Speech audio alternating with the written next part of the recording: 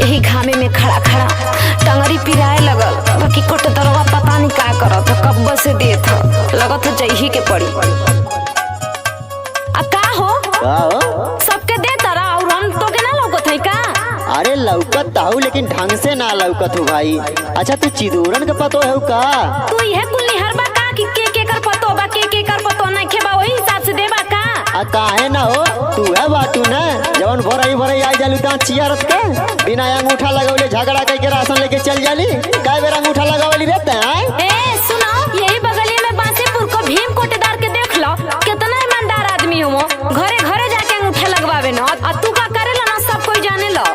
चला आज के फैसला प्रधान जी के होइए जाई। अरे तो चल तू न चला। हाँ चलो।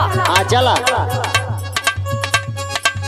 लगी कितनो लाइन पे ना राशन देला टाइम से।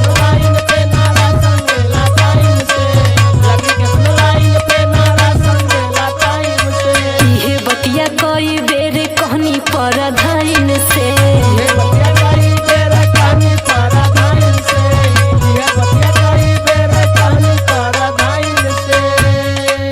लगे कितनो लाइन से ना राशन देला टाइम से।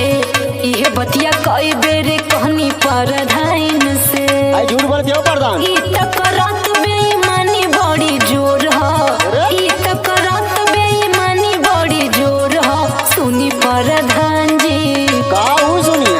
अरे सुनी प्रधान जी ये कोटे दरवा चोर ह। आई रे मैया क्या तनी झूठ बोलत है ये प्रधान जी। प्रधान जी ओकरा ना हमरो सुना। हवे प्रधान जी ई त मन बार हो थोड़ा ही कर जावई पे जाले हमरा चार हो। राशन लेके चल जाले अंगूठा ना लगावेले। राशन लेके चल जाले अंगूठा ना लगावेले। हम कुछ कही माई बहिन गरियावेले। हम कुछ कही माई बहिन गरियावेले। हम कुछ कही माई बहिन गरियावेले।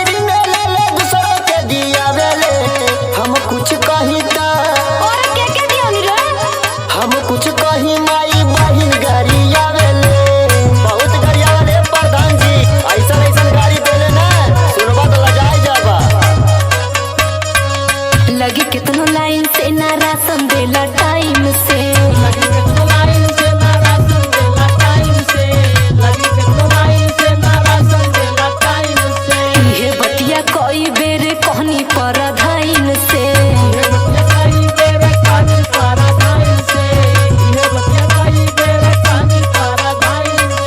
लगे कितनो लाइन से ना राशन देला टाइम से, ये बतिया कई बेर कहनी परधाइन से। ई त कर